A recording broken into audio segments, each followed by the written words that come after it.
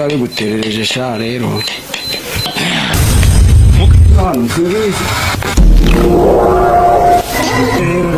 Je baba we. Ubundi satana agomba gushya. Juma ndigende. Biremo nkuru ntangura ngumushima.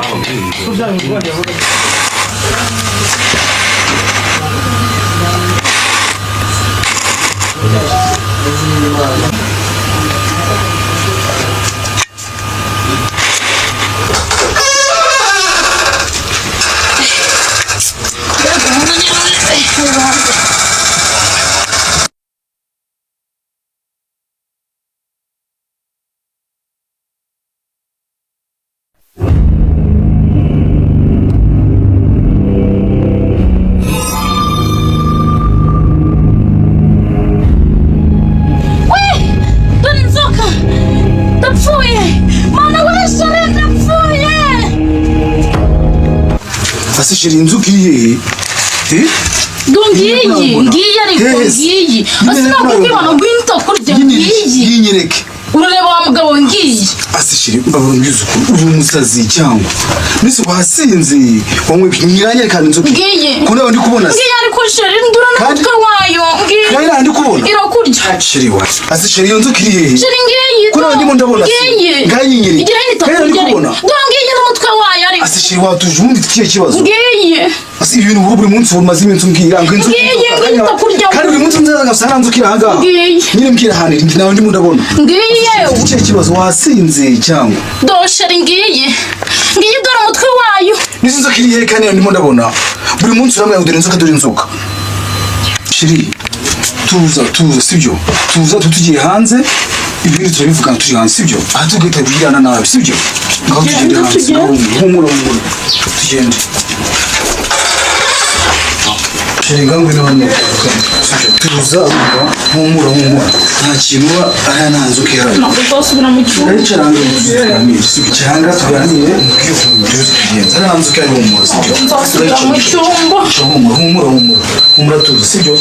tuza babitse sibyo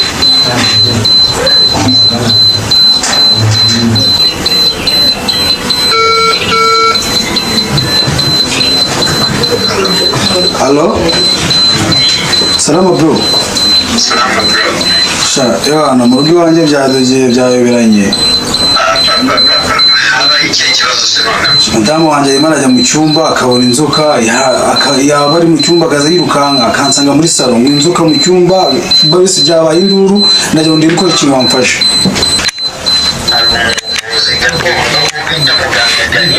Yego. Ibyo ntabwo kuriwe arundi mushiti wanjye yigeze gufasha nanjye byigeze kumbaho. Yego. Ibyo myuka ibyo ni ibintu nita kuba mu nzira noneho ndagira ngo mfashe ndebe ukuntu yagera ahangaha mu rugo akanyemura icyo kibazo kuko byanze irege neza byanyobeye ni amahoro ariko mu mugore ihangane rwose ihangane nimero yiwe reka nze nyiguhe rwose utinyereza muri message sawa urakoze bro reka nizere ko umeze neza dukurikirana umunsi ku munsi wakoze subscribe nagushimira cyane nawe utarayikora umwanya kugira ngo ukore ibyo ubasha gukurikirana ibiganiro byacu bigiye bitandukanye nkuko bisanzwe ni bucece mu gace murabizi ngenda shaka amakuru agiye atandukanye hirya no hino ubu nkaba ndi mu Gatsata ngiye kubagezaho inkuru ngiye kubashakira y'umuntu ngo ugiye gukora ibitangaza nkuko byabitubwiye turi kumwe hano kuri Mugagira hino Meze bite? Ni byiza. Suza abantu badukurikiye. Bakurikiye ndabashuruje bose. Tukaba duhuye nk'umunyamakuru. Abantu ugiye kwereka ibitangazo ugiye gukora. Ugiye gukorera mu Gatsata. Mu Gatsata hari umuntu waruntumyeho ko arwajije umurwayi. Kandi mu by'ukuri ibyo bintu ndabishoboye. Yego. Ibyo ugiye kutwereka mu kanya. Nta kibazo. Tuzamukane tuhagere. Reka tuzamuke tugereyo murabizi gahunda yanjye ni yindi ni bucece mu gace kandi ntima nkokora ni Kiroso umuhungu wanyu reka nyene mbagezeho ayo makuru ukuntu bihagaze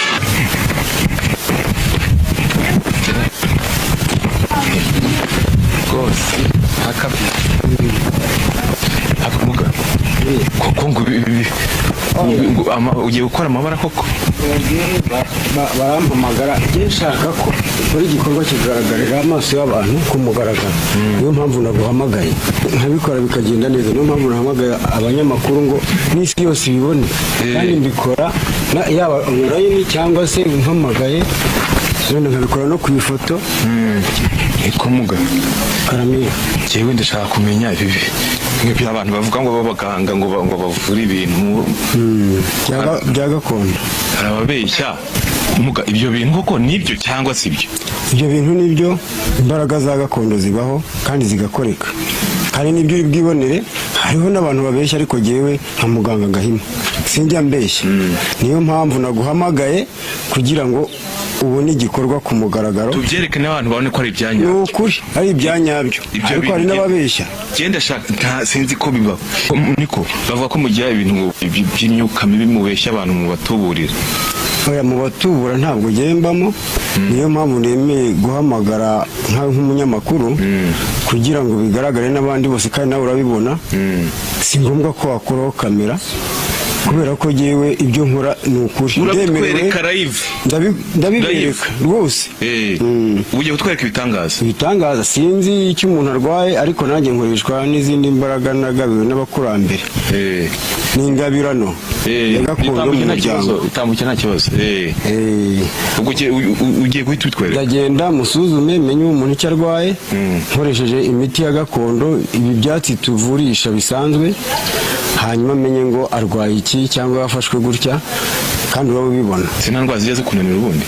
cyangwa iby'umuntu ukakunanira kuba wabigiye ugasubira aho ngaho bidashobotse oya nta ndwara ijya inanira ikintu ntavura wenda ni sida cyangwa se imitezi ibyo ni ibya kizungu ariko ku ndwara ya kinyarwanda nta ndwara n'imwe ishobora kunanira waba warihinahimye uramuhinura baba ari ibyo baguterereje by'imyuka mibi cyangwa warabitambutse ari nk'umuti ngo uha umuti ukawunywa hanyuma nkasuzumira muri wa muti nkakuvura ugakira kameramani ntukureho kamera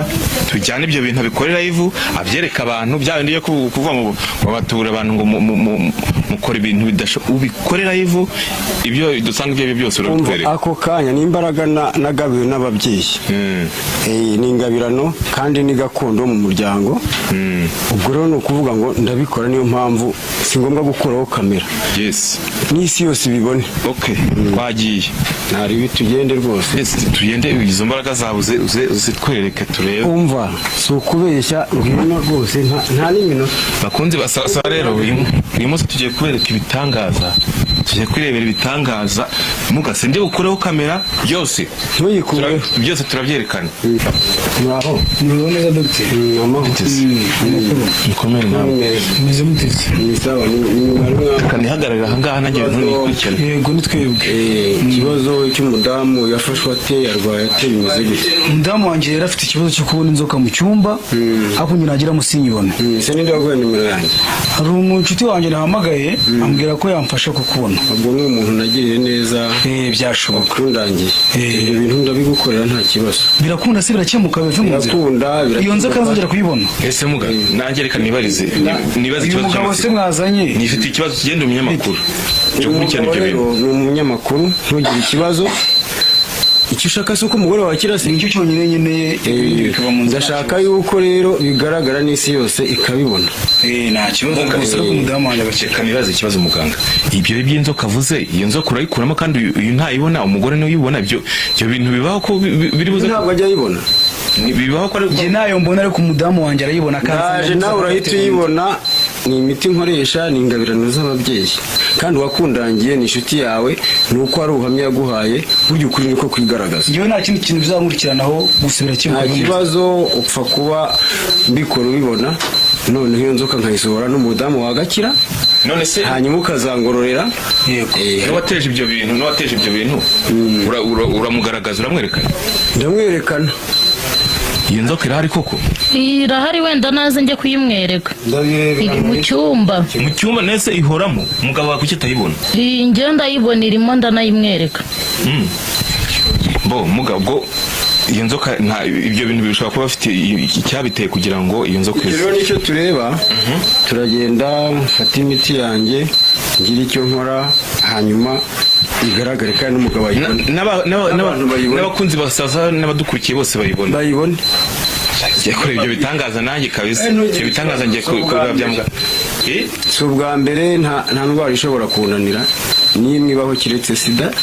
cyangwa se iyo mitezi bya kizungu ariko kuri gakondo nta kibazo rwose nibyo wibonera nushaka uzabitangaze n'isi yose ibibona njyewe ndashaka ko ubikora live nakubwiye ko ntabikureho kamera ntuyikureho iyo nzoka uyerekane tuyibone ayitwereke rwose birizewe iyo nzoka iba ari imyuka mibi iyo ni imyuka mibi si imyuka mibi icyabiteye kandi umuti wanjye turawuherekejesha amasengesho iyo myuka mibi ibonwa n'umuntu umwe ku byo bintu bibaho burya abantu kuri iyi si ni abagome bafite imbaraga bakoresha kuko satani urabizi arakora kuri iyi si pe ku mugaragaro kuko ubwo ni satani waje muri iyo nzoka se buriya niwe kuko n'ijambo ry'Imana riravuga ngo akaza mu muntu umwe kubera ko rero babihamuriyeho bari ibintu bahamuriye ku muntu bitewe wenda nimba wahemukiye ibyo byose ushobora kubimenya kandi umenye ko isi ifite ibibazo kuko yamanukiwe n'umugome. Umumaranye iki kingana gute? Umugore tumaranye amezi 7.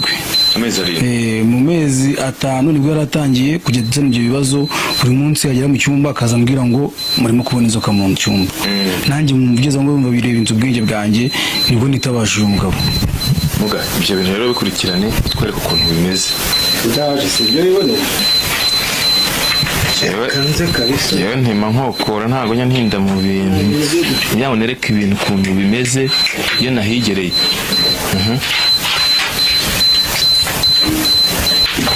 Iyo ugira hano ko ariho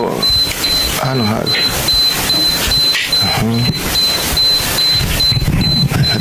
niducuma none se si gakondo gakondo amaye ni imwe muga boro byawe n'isafuriya hano se turo oya nta kibazo uje n'ibiri bunkoreho nta kintu gutwara amaye nkoreho nta kibazo koraho nta ribi ngo uburenganzira nka n'ibyatsi ntaya mukara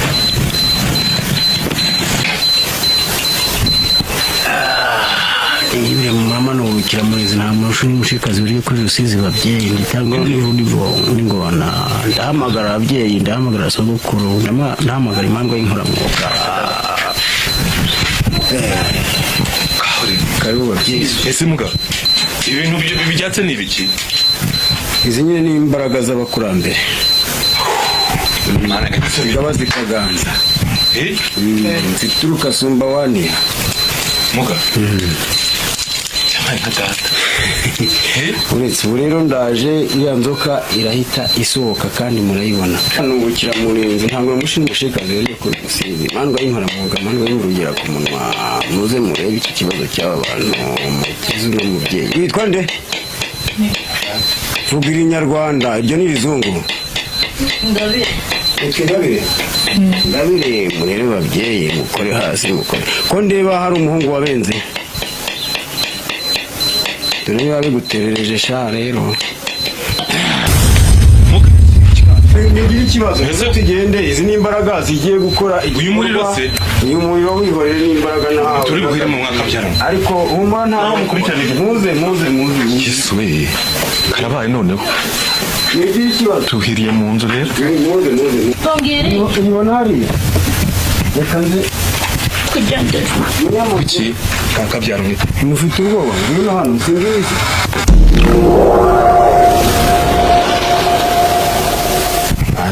Ana we ntanzoka ndeba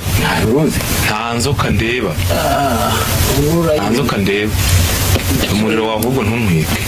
ntacyo ntanzoka ndeba ntanzoka ndi jamaye nga data kubi je baba we ubundi satani agomba gushya Juma ndigende mana ya gasani Yesu we yibire mama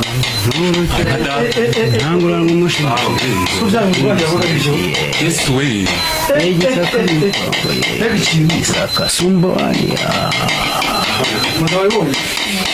Yesu we muga ibitangaza sinakubwiraga se yewe ngibi ni ibintu nkora n'umwuga nagabiwe ese muga hano niba waba udahari nshobora kukuvura ku ifoto yohereje kuri WhatsApp ugafata nubwo waba uri mu mahanga upfa kumpa amazina yawe